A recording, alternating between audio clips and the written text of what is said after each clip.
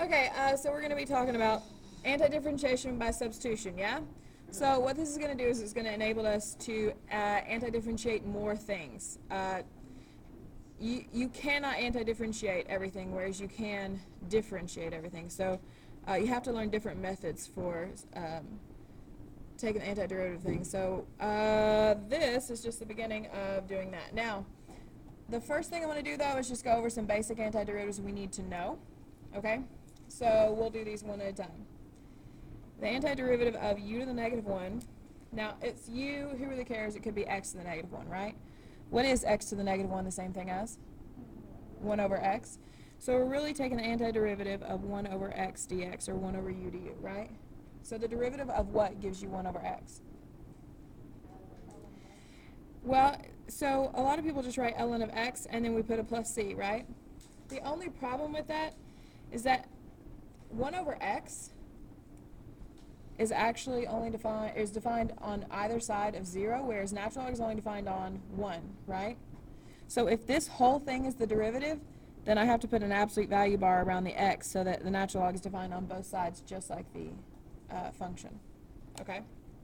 So when you take the antiderivative of 1 over x, from now on we need to say natural log of the absolute value of x. Okay? Okay. All right, what's the antiderivative of cosine? Sine. And how do you remember that? Do you think what's the derivative of what is cosine? Or do you think of the derivative of cosine? See, for me, I think, what's the derivative? It says antiderivative, so I say, what's the derivative? And I know it's negative sign, so then I'm like, well, it's not that. It's positive sign. I think in terms of derivative, so it is sine of u plus c, or sine of x, doesn't really matter. So what's the antiderivative of sine? Negative cosine. What's the antiderivative of secant squared? The derivative of what gives you secant squared? So tangent, in this case of u, plus c. The antiderivative of cosecant squared? Negative cotangent. Because the derivative of cotangent is negative cosecant squared, right? So if you integrate the integral of cosecant squared, you got to just divide by the negative, so it's negative cotangent. So there's negative cotangent of u plus c. What's the antiderivative of secant tan? Secant, because the derivative of secant is secant tan? Okay. So some of these you might not even need to write down if you just remember them, but it's nice to have a list. What about if cosecant cotangent? Negative cosecant. What's the antiderivative of e to the u? E to the u, the derivative of e to the u is e to the u, so the antiderivative of e to the u is e to the u plus c. What about a to the u? Okay, if I don't know, I'm going to go with the derivative. So what is the derivative of a? Let's go ahead and go to a to the x. A to the x times the natural log of the base. See, if it was e to the x times the natural log of e, what's the natural log of e? 1, which is why we don't see it. But when it's a, we got it there, right? So what are we trying to antiderive? A to the x? Okay. Are we in agreement that that is a number, ln of a? So I'm going to put it in the front like a coefficient. And then I'm going to integrate both sides. But when I integrate, I'm going to integrate and move the coefficient out to the front, because you can do that, right? Constants can move out. If you take the integral of 5x, it's the same thing as 5 times the integral of x. So I just move the constant out. Y'all with me?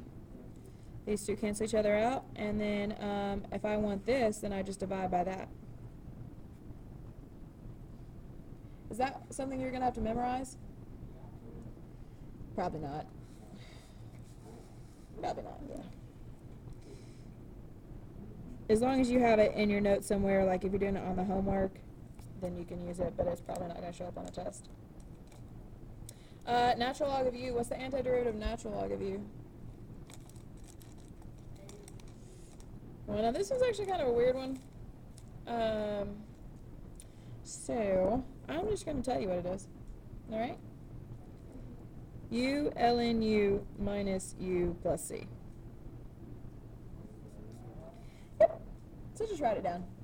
Something you're going to have to memorize? Nope.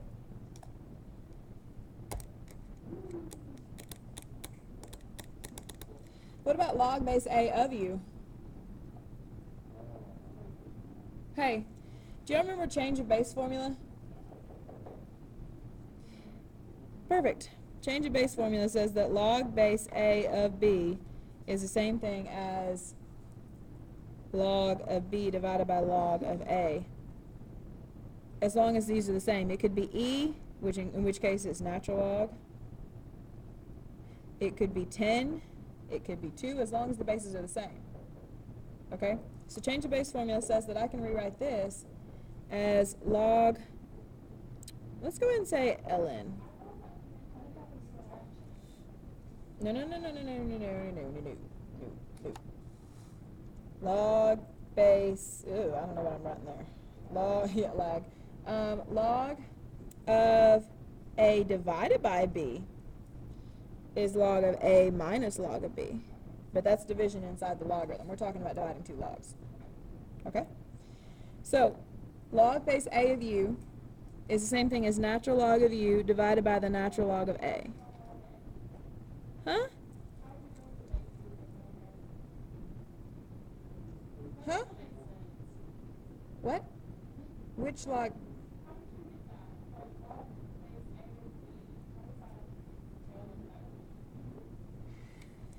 Let's just change the base formula, hun. Change of base formula says log base 7 of 3 is the same thing as saying log of 3 divided by log of 7. The way I wrote it, yeah. Could I do log base 7 on both of them? Or 10? Or 6? I don't know why I was just about to say x. It doesn't matter. As long as the bases are the same, it's an equivalent expression to that. If you type it in the calculator, you'll get it. Okay.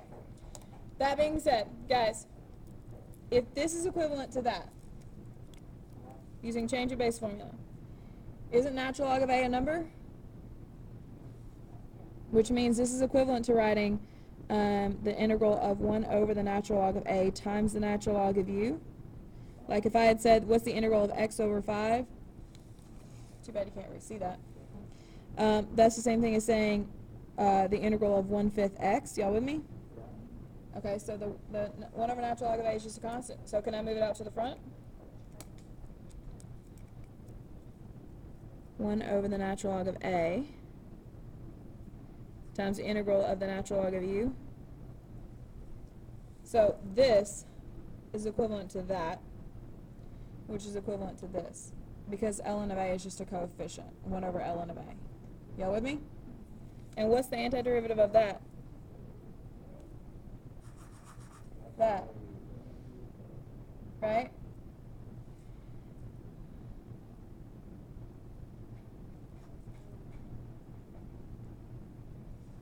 So you're looking at this and you're like, well, I hate that. And that's okay, as long as you write it down and apply it when you need to. You're not going to need to memorize that. But in the case of a homework question, can you find it? Do I need to clean that up a bit?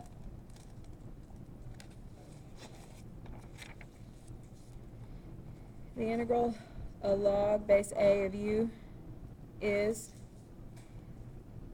U, natural log of U, minus U over the natural log of A plus C.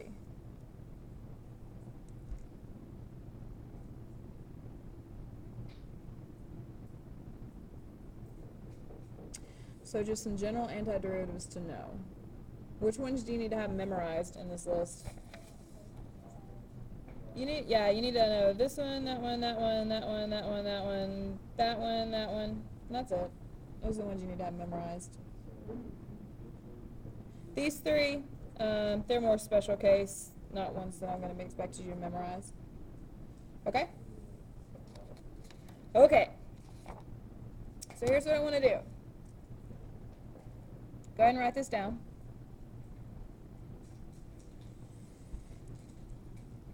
So it's going to take a little while to get used to it, but if you just take it problem by problem, it actually gets to be pretty easy once you figure out the process.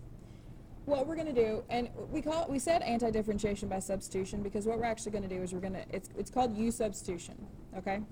So what I want to do is I want to, first of all, acknowledge the fact that we could take the antiderivative of x to the fifth, no problem, right? Add 1 to the power, divide by the new power, got it, plus c, yeah? Okay, well, this is something inside of another function, yeah? X plus 2? So what we do is we rewrite it so that we can do that, okay? And so I'm just going to start it off and then just follow along with me. Out to the side, I want you to write u equals. Now, u is going to be the inside of the function. So the composition of functions, the inside is x plus 2, so write u equals x plus 2. And then over here, we take the derivative of that. So if I take the derivative of du dx, what's the derivative of x plus 2? 1. And so what we actually do is we multiply by dx, and we're going to do this, I'm not going to write this out again. So from now on, we'll just write du equals the derivative of that dx, okay? Because what we do every time is we multiply by that. And so here's what we do. It's called substitution because then we take this integral over here, the integral, x plus 2 we replace with what? U. Dx we replace with du. And then we antiderive. So what is the antiderivative of u to the fifth du? Add 1 to the power. And divide by the new power divided by 6 is like 1/6. And then plus c, right? But what is u?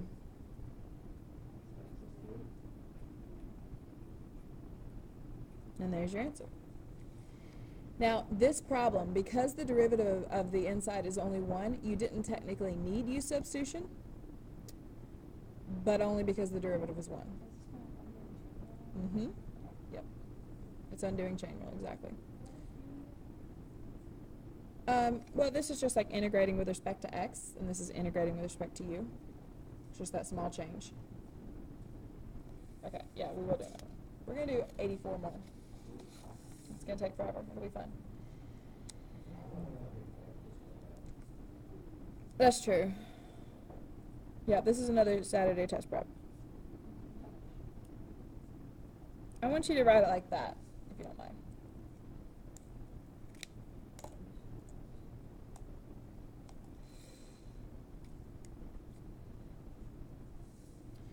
Okay. It's called u substitution because we have a function inside another function, yeah? What is the inside function? So write down u equals 1 plus x squared. Not the square root, just there's the part inside. 1 plus x squared. So let's find the derivative. What's du?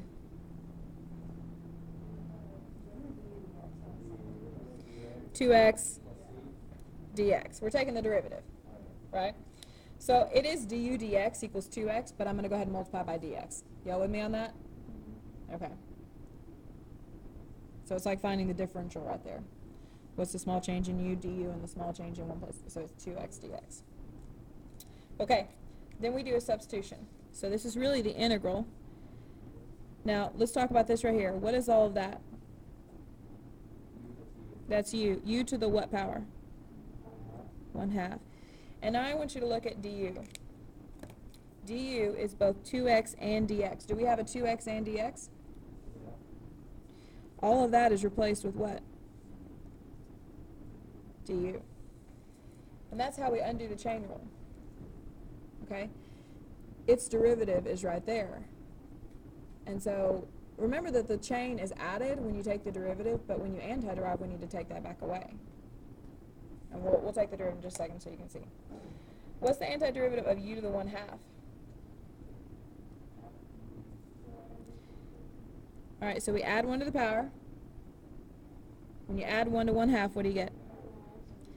And So you add 1 to the power and divide by the new power. Dividing by 3/2 is the same thing as multiplying by 2/3, and we say plus c, right?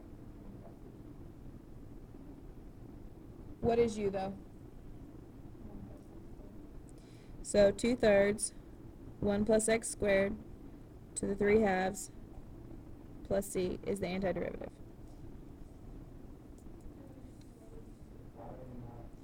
Honey, the du is just like part of the problem.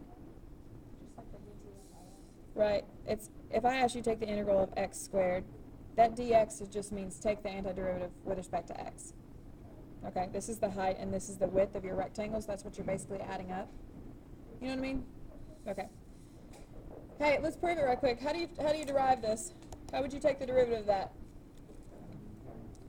You'd bring the power to the front. What's 3/2 times 2/3? 1.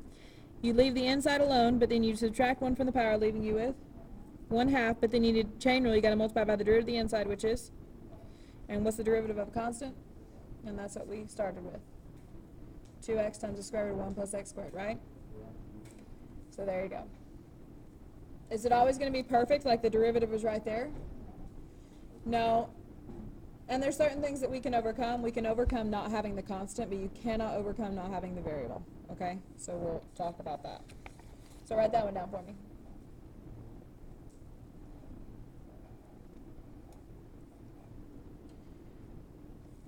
The square root, or the integral of the square root of 4x minus 1. So what is the inside function? So I let that be u.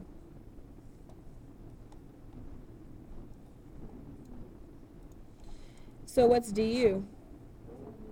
4 dx. Right? We multiply by dx? Okay? Alright. Now, when I look at this, I see a square root of u, yeah? Or u to the 1/2 power. But then, right here, I don't have a 4 dx, do I? Other than this, I only have a dx, right? So what I want you to do is divide by 4, or multiply by 1/4. And so this is what we're going to do. We're going to replace dx with 1/4 du. But you know, I'm not going to put it right here. I'm going to put it right here for a second, but that's not how I want you to write it. Where do I want you to put the 1/4? In front of the integral or in front of the u? Does it matter? Where exactly, but where is it easiest? On the very outside. So the integral, 1/4 the integral of u to the 1/2 du. See, we can deal with not having the constant. I don't have a 4, that's fine, I put a 1/4. But if I don't have a variable, then I'm in trouble. So now can we antiderive?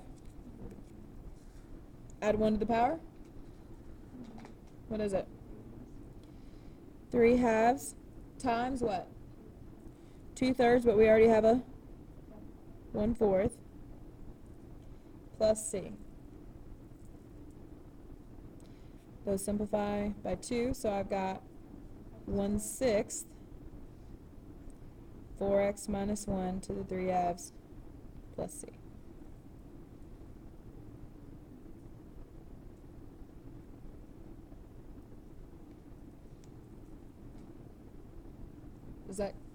Is it making a little bit of sense process-wise? Okay. All right. Let's do this one.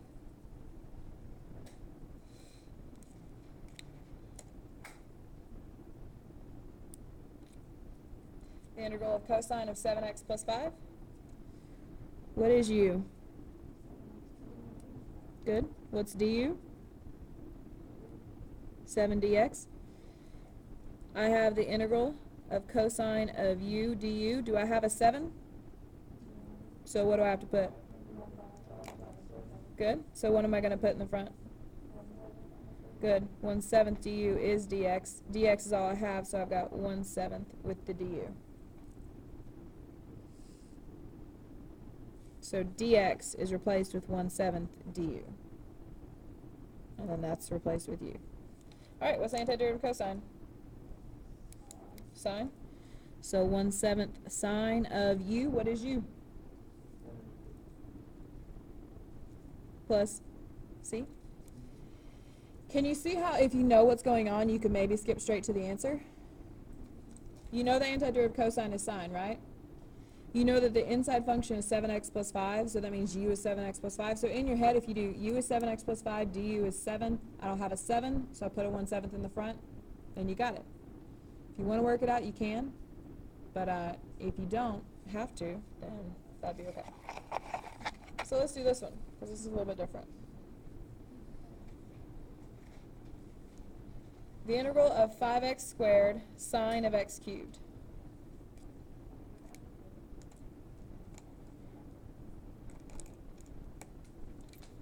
All right, what is the inside function? X cubed. You know why I know obviously it's inside the sign, but this right here, x squared, is the derivative of x cubed, right? Part of it? Okay, so I always look for the inside function and its derivative.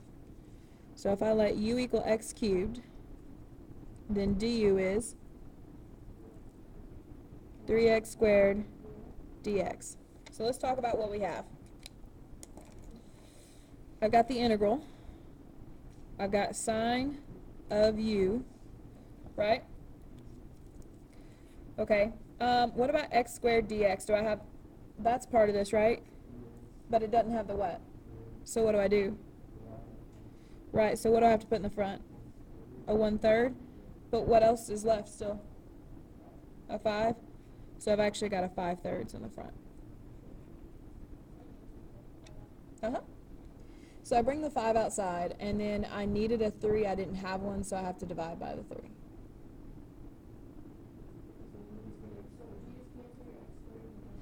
Well, I replaced it. See, x squared dx is replaced with 1/3 du, because they're equivalent. What's the antiderivative cosine?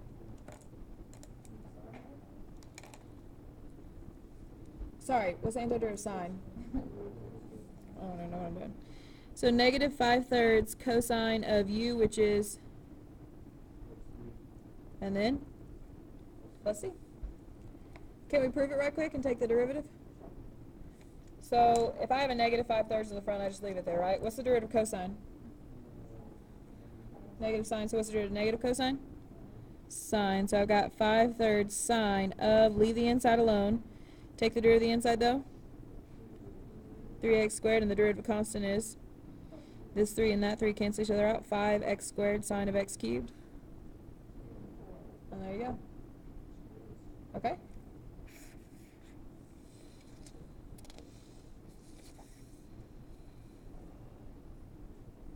So write that one down.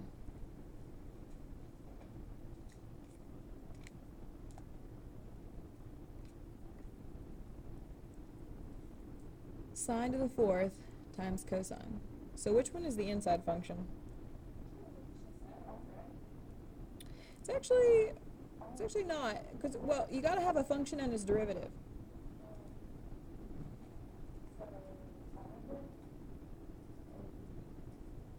Sine is being raised to the 4th power, and what's the derivative of sine? So there's u, and there's its derivative. U and du, right? Remember, anytime you have that power, that's an inside function. So u is sine,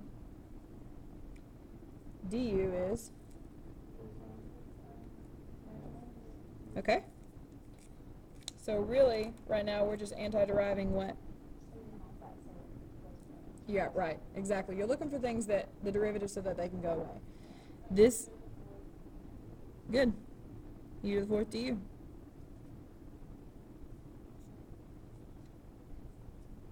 And what's the antiderivative of that? So you add 1 to the power and you get the power of 5, right? And then you divide by the new power. And this is, u is what? Why did I do that? 1/5 sine to the 5th plus c. Is it okay for you to take a step and go 1/5 u to the 5th plus c and then fill it in? Huh? Remember, that's just part of the notation. So you're taking the antiderivative of u to the 4th with respect to u. So it just goes away. Yep. Okay, sounds good. All right, now what's different about that? Okay, so it's got a little bit more to think about. Which makes it so much more fun. Never mind. I stand corrected, or sit corrected. Okay, you got it written down? Zach, you got it written down? Okay. You just look so excited. I just wanted everyone in 6th period to know that Zach was really excited. They're listening to me right now. Well, they will be. Zach is excited. He confirmed it. What's you? U is bad grammar, but whatever. Okay. U is x cubed plus 1. So what's du? 3x squared dx? Okay. So let's write down what we're left with. Now, be careful. Stop for a second. Okay, wait one second. Write what I write. Do not write anything more. Okay? So I write the integral. 3x squared dx is what? Du. And this is all what? Which is u to the 1/2. But you know what I'm not going to write? Negative 1 to 1. You know why? Negative 1 to 1 are the limits of integration for x. We are now in a different variable u. So you have two options. And you will decide which one you prefer as a class, kind of. And I'll end up doing a lot of that, one versus the other. Every year it's kind of different. But option 1. Option 1 is you leave it as this, and then we start taking the antiderivative. So are you written down that we got two options? Because this is important. What's the antiderivative of u to the 1/2?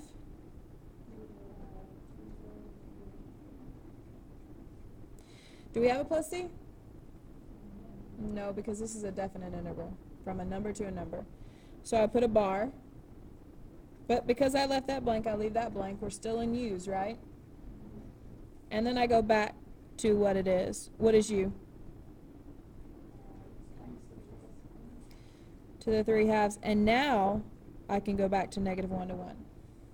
If you put negative 1 to 1 on this right here, on a multiple choice, it's not going to matter because you know what you're doing and you'll go back to the end and you'll use negative 1 to 1, hopefully. But if it's on an FRQ, if you put negative 1 to 1 right there on the u, you've lost it. Okay? So we go back to this. Now can I plug in the 1 and the negative 1? Okay, let's be clear about typing this in or filling this in. Do y'all know what I would do with the 2/3? Right, I would just write 2/3 times. And the first thing I would plug in is what? Well, it's always the upper limit, right? So I would put 1 cubed plus 1 to the 3/2 minus negative 1 cubed plus 1 to the 3/2. It's so much easier to leave the fraction out in the front. Can y'all read that?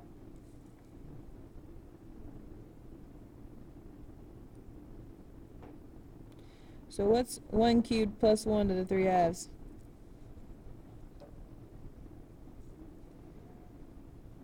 Two to the 3/2. So I've got 2 to the 3/2 minus, what's negative 1 cubed? And negative 1 plus 1 is 0, so that's all gone.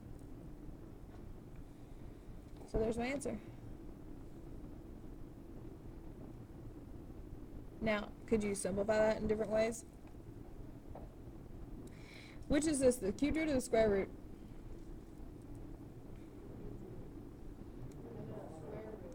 Root on bottom, so the square root of 2 cubed. Thanks. I practiced. So this is 8. You could say the square root of 8 is 2 square roots of 2, so 4 square roots of 2 over 3. Is that necessary? Not really, but it's okay if you do. Huh?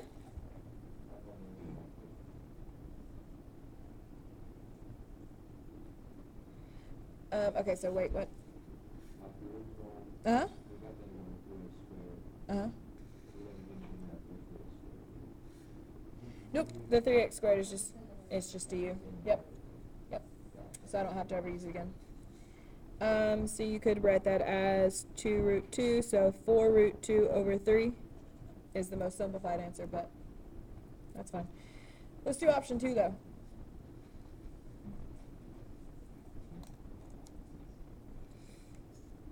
Okay. So option 2, we go back to, we do this again, but here's what we do. Instead of going back to x's, so what option 2 does is it kind of combines, it does a few steps before, so you don't have to do it all at one time. What you do is you find u at the lower limit, -1, and you find u at the upper limit, +1, and you put those there. So u is x cubed plus 1, right? So when I plug in -1, what do I get? When I plug in 1, what do I get? 2. So if you just change those to 0 to 2, then you no longer have to go back to x's. Now, what did that do for me? It basically takes out this step, because you already know it's 2 and 0. You know what I mean? So the antiderivative is u to the 3/2 times 2/3, evaluated from 0 to 2, which is just 2/3, 2 to the 3/2 minus 0 to the 3/2. And that gets us back to that. Personally, I find this a little bit better because I'm less likely to make a mistake because there's less things to fill in at one time. So all you got to do is just plug in your upper and lower limits into u, and you change your limits, and you don't have to go back to x's. Okay? Let's do one more, and then we'll call it good.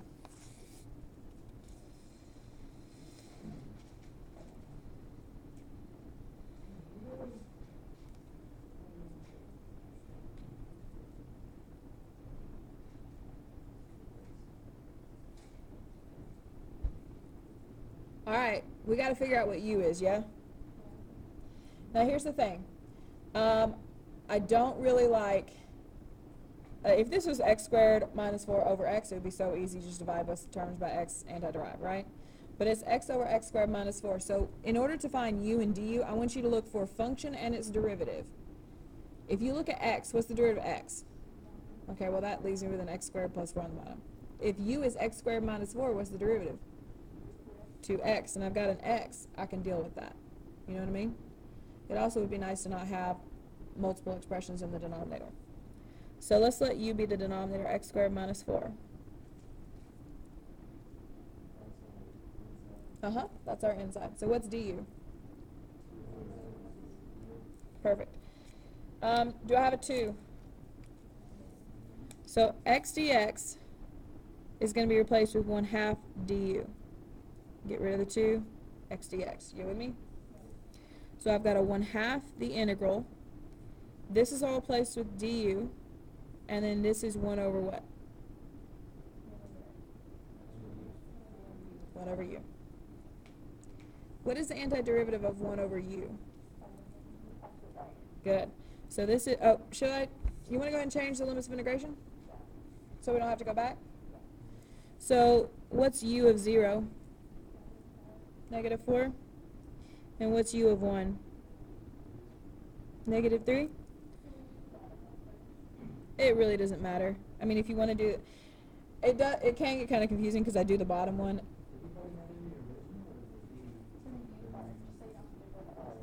Yeah. It's basically like plugging them into the inside of your function separately. Mm-hmm. Yep. Yeah.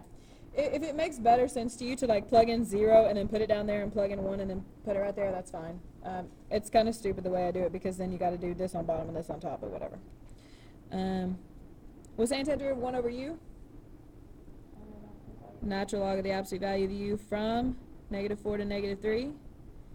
And so all I got to do is plug them in. 1/2 times the quantity. What do you plug in first? Okay. So it's the natural log of the absolute value of negative 3, so how about just natural log of 3 minus natural log of 4?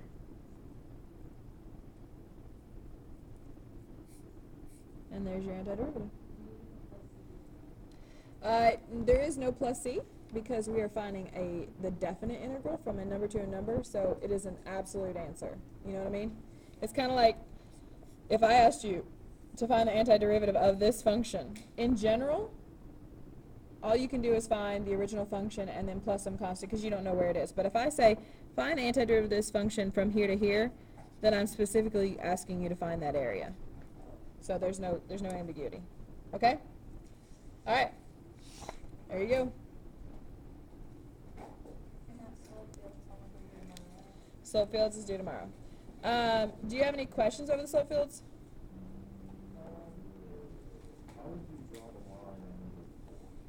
Okay, let me find my stop button. I'll help you. A lot of questions, but at the same time, this is super important. Okay, you cannot go further if you cannot do antidifferentiation with substitution. So there you go.